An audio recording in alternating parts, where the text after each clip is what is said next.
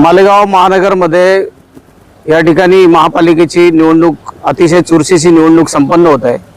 या निवडणुकीमध्ये भारतीय जनता पार्टी 20 प्रभागांमध्ये 20 वार्डांमध्ये आपले उमेदवार उभे करून ही निवडणूक अतिशय चांगल्या पद्धतीने जिंकण्याचा आमचा मानस आहे।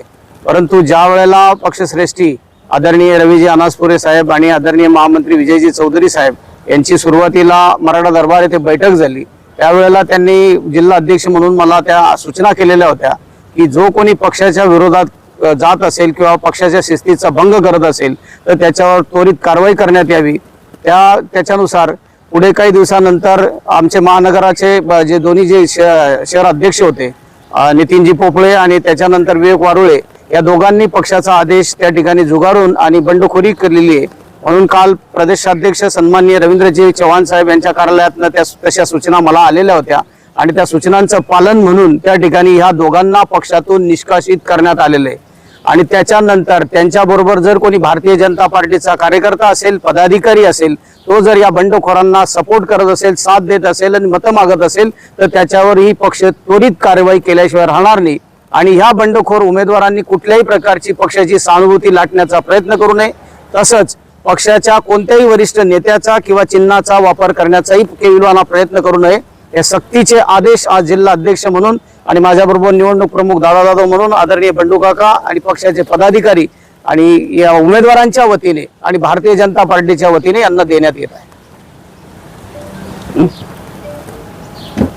मी भारतीय जनता पार्टीचे पदाधिकारी आणि मालेगावातल्या सुज्ञ मतदारांना या ठिकाणी विनंती करतो की येणाऱ्या काळामध्ये 15 तारखेला जे मतदानाचा दिवस आहे त्या दिवशी आपण मतदान रूपी आशीर्वाद भारतीय जनता पार्टीच्या सर्व उमेदवारांना द्यावे।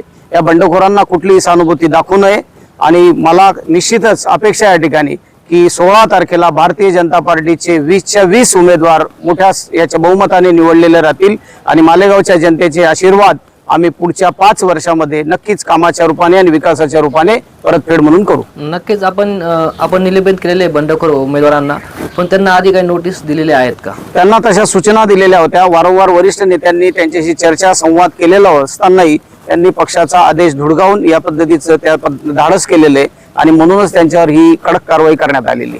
या बंडखोरीचा पक्षाला काही फटका बसणार? कुठलाही काहीच फटका बसणार नाहीये। जनता सुज्ञ आहे, मतदार सुज्ञ आहेत आणि भारतीय जनता पार्टीचं केडर अतिशय सक्षम आहे, त्याच्यामुळे अशा प्रकारचं काही तिथे वल्गनांना किंवा वाच्यतांना काही थारा राहणार नाही। नक्कीच विधानसभेमध्ये देखील अनेक बंडखोर उमेदवारांनी बंडखोरी केली होती, त्यांना पक्षाने परत घेतलं।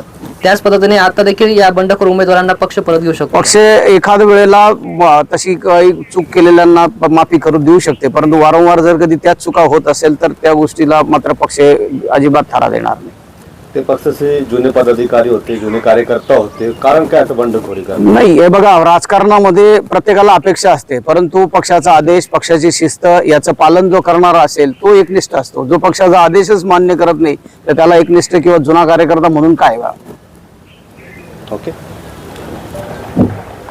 ताज्या व महत्त्वाच्या बातम्या बघण्यासाठी प्ले स्टोअरवर जा, प्रबलभूमी ॲप डाउनलोड करा व या धावपळीच्या जीवनात अपडेट राहा।